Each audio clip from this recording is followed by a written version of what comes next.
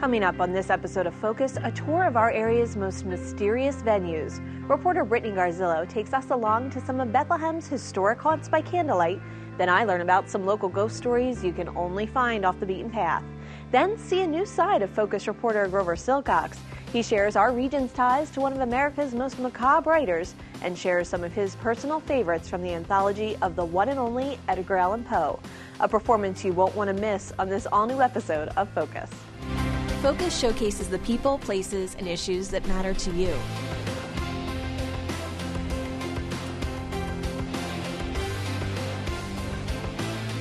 Everybody has a story. These are the stories that uplift and inspire right here in your neighborhood. Focus on what matters. You never know what you're going to see when you tune into Focus. Support for Focus is provided by the people of Air Products feel privileged to bring this programming to you. By supporting education and the arts, Air Products strives to improve the quality of life here in the Lehigh Valley, where we call home. You're safe at home at Luther Crest, a Diacon senior living community in Allentown. Our mission is to offer premier accommodations and services so residents can cultivate a healthy and fulfilling retirement. At Luther Crest, we offer independent living apartments and cottages, personal care, skilled nursing, rehabilitative services, and more. Plus, the Luther Crest team strives to provide each person family-like support. You might say it's like a home run. Luther Crest. News doesn't stop. We cover it 24/7, 365, because that's what our readers demand from us. You need to know what's going on, who's playing by the rules, or who's breaking them, who's winning and who's losing. The full range of the human experience plays out every day in the pages of our newspaper and website. The platform you choose to engage with us is your business. Delivering the news is ours.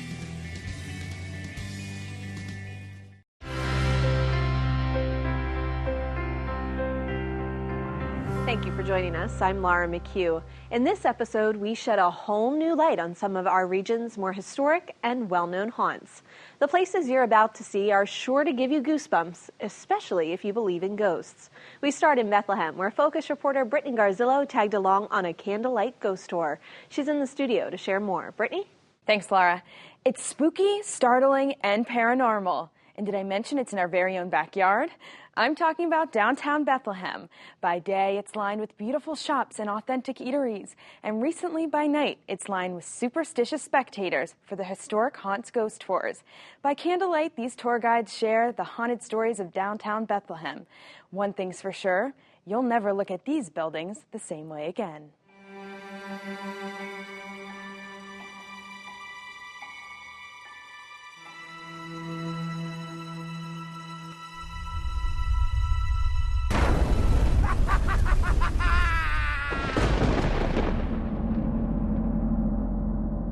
Hotel Bethlehem, McCarthy's Tea Room, the Sun Inn, a few of the many sights found along Main Street of downtown Bethlehem. Founded in 1741, Bethlehem is known as the Christmas City. But don't let the name fool you. Bethlehem has its share of haunted history. Just ask Christy Houston.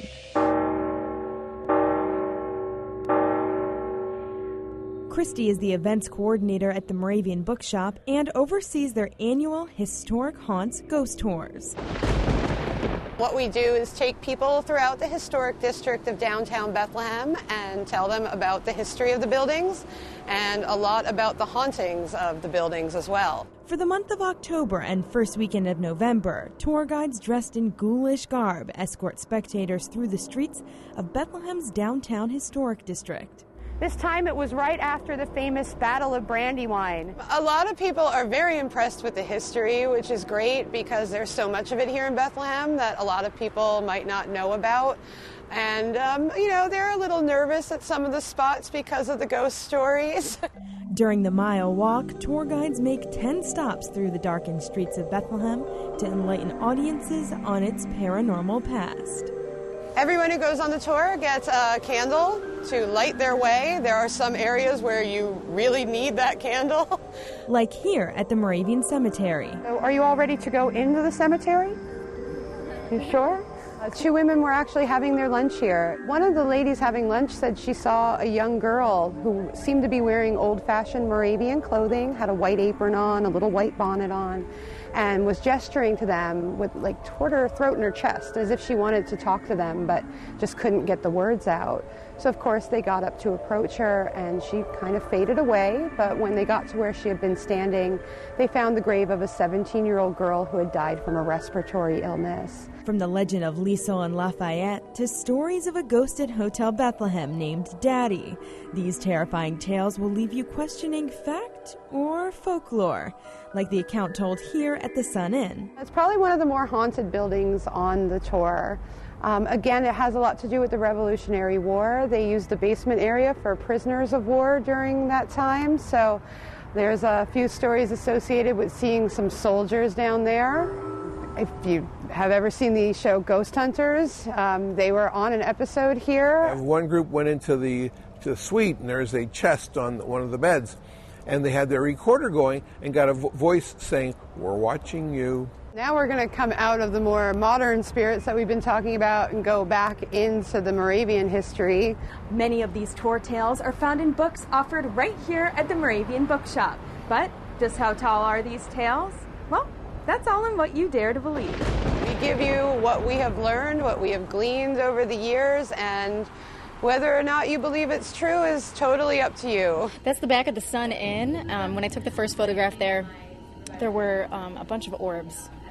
Could be dust, but I want to believe that it was spirits. I just never known how much, paranormal activity apparently happened around here. It was really cool. For the real thrill seekers, the Moravian Bookshop offers special midnight tours tonight and tomorrow. Who knows? You may just spot a ghost of Bethlehem's past. For Focus, I'm Brittany Garzillo reporting. Thanks, Brittany. You're a braver woman than me. Well, to terrify me just a little bit more, I've asked George Wacker of Discover Lehigh Valley to share a few more of the region's ghost stories. George, you have to actually travel off the beaten trail to get to some of these, don't you?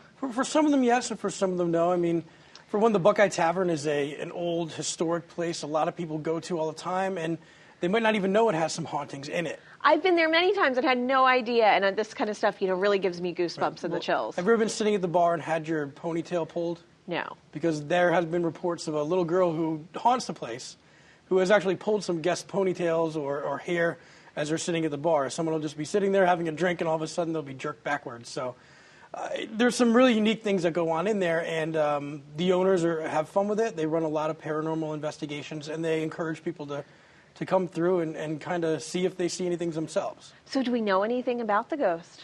Well, the building was built in 1735, which is actually older than the King George Inn, which is in Allentown. Right. So it's a very old and historic structure.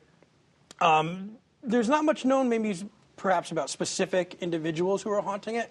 However, there are reports of they can smell bacon coming up from the basement where there used to be a kitchen back in the time period. So it's like ghost bacon, so to speak. I'm sure it's delicious. I'm sure. That's why they're still cooking it after all these years. There's also reports of a young girl who may or may not have drowned in a local creek or river.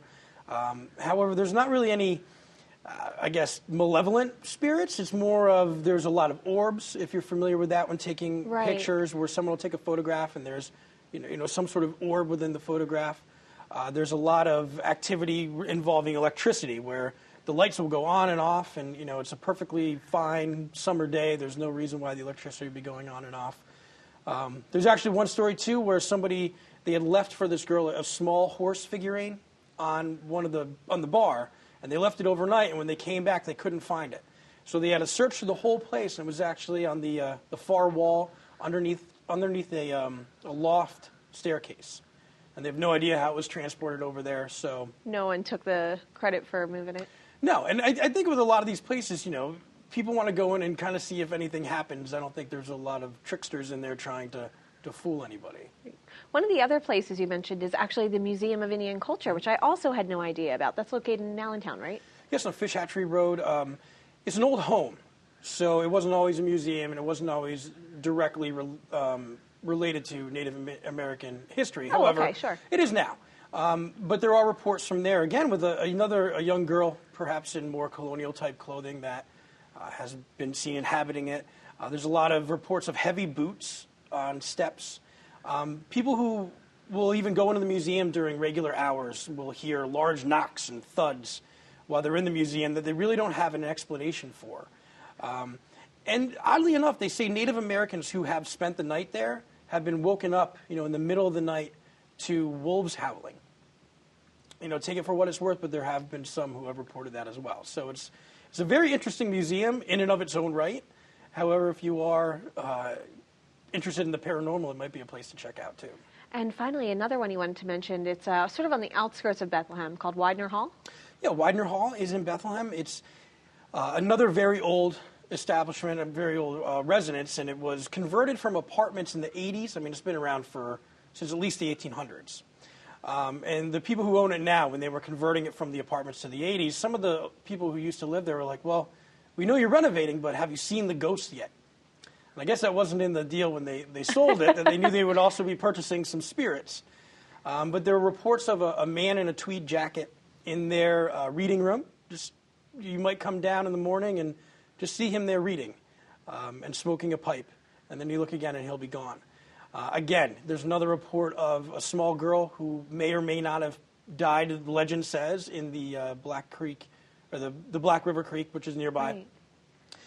And she would also be dressed in colonial period. So there's a lot of those types of young girl stories, which take it for what it's worth. There are reports of that girl too traveling in between or through the walls. So she'll go from one room directly to the other room without ever going through a door, and then someone in the other room would then see her, like, hey, this girl just walked through my room, and then, walked through your room as well.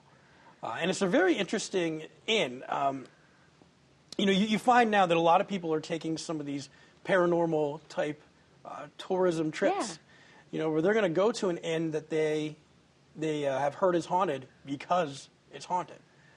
So I think that's kind of a lot of fun, and maybe, it might be a new kind of trend. So, George, I have to ask you personally, do you believe in ghosts? Do you believe in these spirits? I'm open to it. I personally have not experienced something where I would say, I saw a ghost. I haven't come that close, but I don't think I would be adverse to it. And I guess I could say that now because I haven't, and then the second it happens, I'll be like, I don't know if I really want to see them anymore. But I'm definitely open to it. I think it's a lot of fun. And I think what's fun about it is it's a little bit of mystery. It kind of takes you back to when you were a kid. And you have that fun, like, oh, did you hear about this, and did you hear about that? And so you've collected these venues to visit as well as some others on a website. So want to share that with our listeners? Well, it's on our website. It's discoverlehighvalley.com. And we also have another website, lvhaunt.com. And what it does is it really breaks down the areas where some of these alleged paranormal activities take place. We put together a nice map so everyone can take a look at it. And we also have hotel deals for those who are interested in coming from outside the area to spend some time. If you want to stay over in Widener Hall or another place that may have this activity, you can look at it. And we kind of detail what you may or may not see. Great. Thank you so much, George, from Discover Lehigh Valley. Thank you. Well, many of you have watched Grover Silcox right here on PBS 39 for years. If so, you already know that his reports always engage and his writing positively dazzles.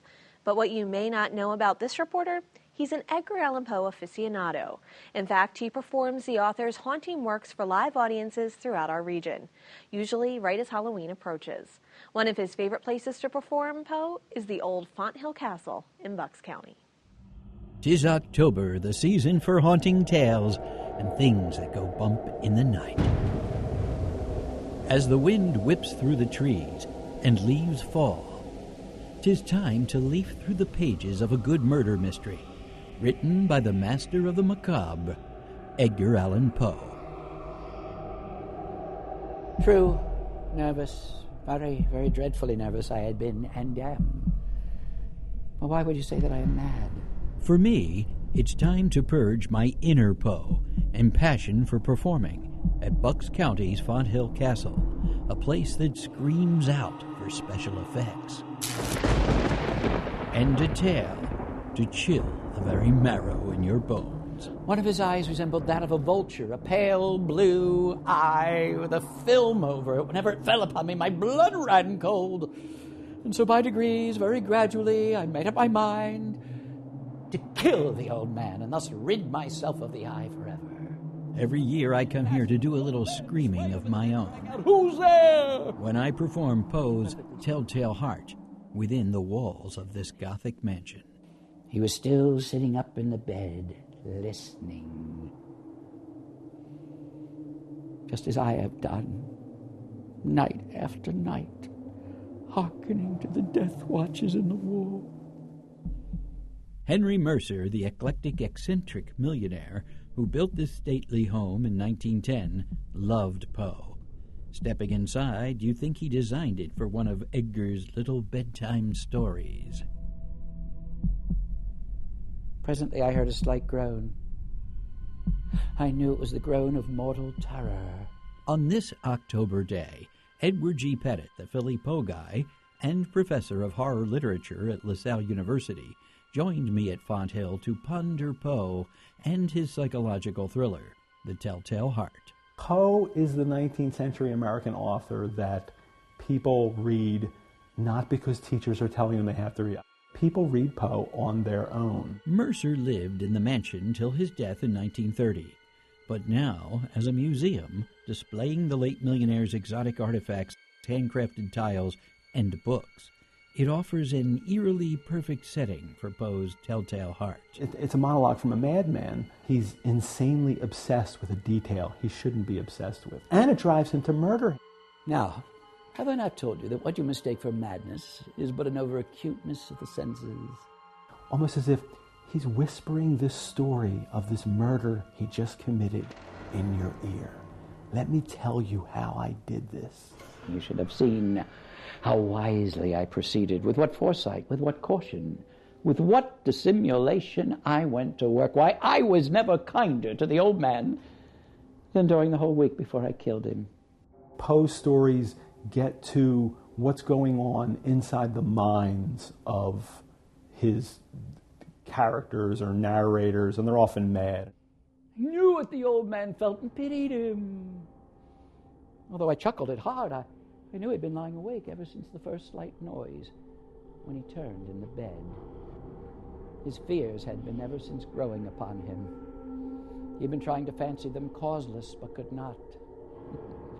He'd been saying to himself things like, "It is merely the wind in the chimney. It is a mouse crossing the floor. It is but a cricket, which has made a single chirp." Yes, he had been trying to comfort himself with these suppositions, but found all in vain. All in vain! For death, in approaching him, had stalked with his black shadow before him and enveloped the victim. And it was the mournful influence of the unperceived shadow that made him feel, although he neither saw nor heard, but made him feel the presence of my head within the room. You just get this straight, head-on, I'm crazy, this is how I killed him. And now I say there came to my ears a low, dull, quick sound, much such a sound as a watch makes when enveloped in cotton. I knew that sound well, too. It was the beating of the old man's heart. It increased my fury as the beating of a drum stimulates a soldier into courage. It has these rhythms. It's, he's very calm, and then he gets very manic, and then he calms again, and he gets very manic. But even yet I refrained and kept still. But the beating grew louder, louder, louder. I thought the heart must burst, and now a new anxiety seized me. It would be heard by a neighbor. The old man's hour had come. With a loud yell, I threw open the lid and leaped into the room. He shrieked once. Once only. Poe's known for almost founding psychological horror, at least in America. If still you think me mad, you will think so no longer when I describe the wise precautions I took for the concealment of the body. The night waned, so I worked hastily but in silence. First, I dismembered the corpse. I cut off the head, the arms, and the legs. I then took up 3 planks from the flooring of his chamber and deposited all between the scantlings.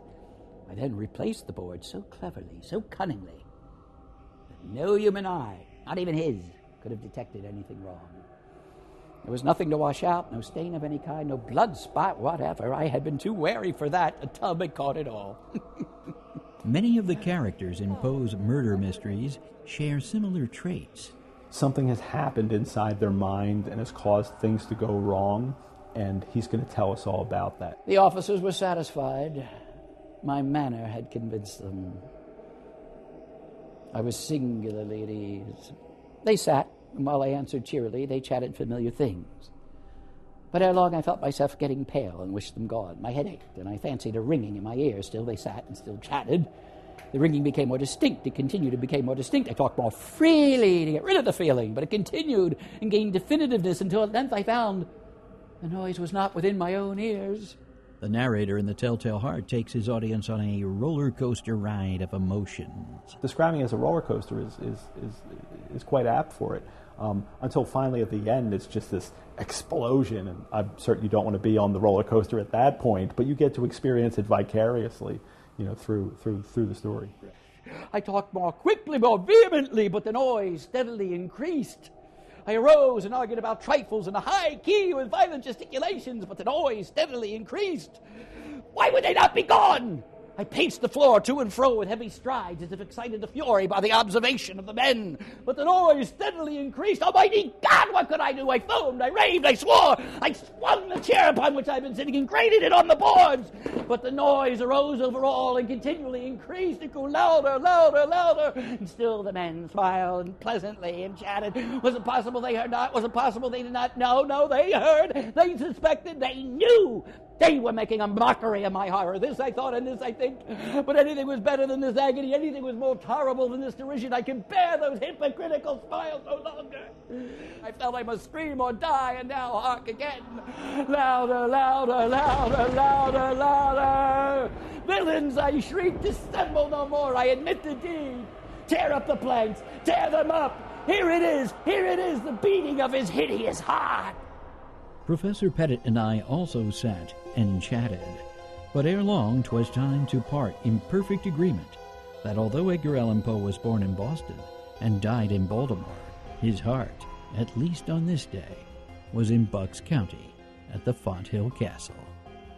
For Focus, I'm Grover Silcox reporting.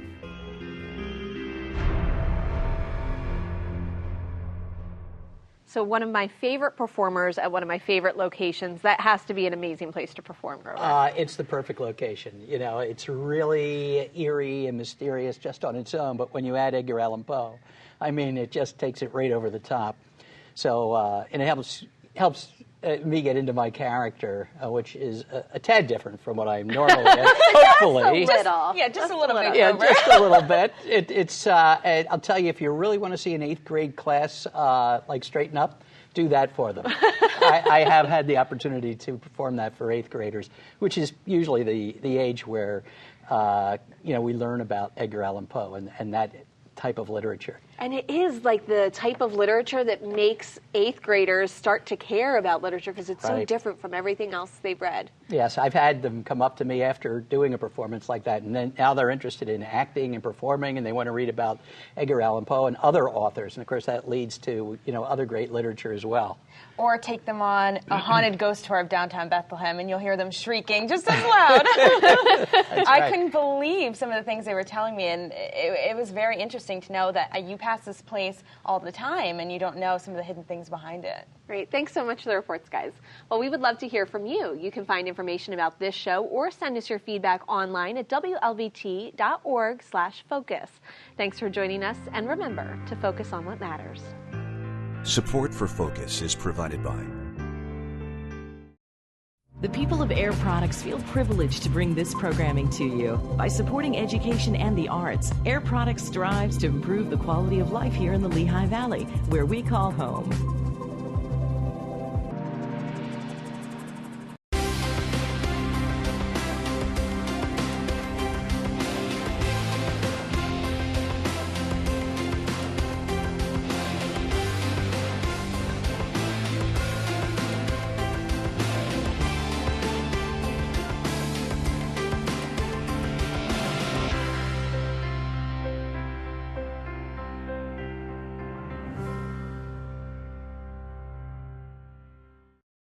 In 1948, John Walson put an antenna on top of a mountain and ran a cable back to his television store. Cable TV was born. Now, over 60 years later, his vision has changed the way we get our information, from super high-speed internet to stunning high-definition television. Service Electric is committed to leading the way in the community with the best coverage of local high school, college, and professional sports, and groundbreaking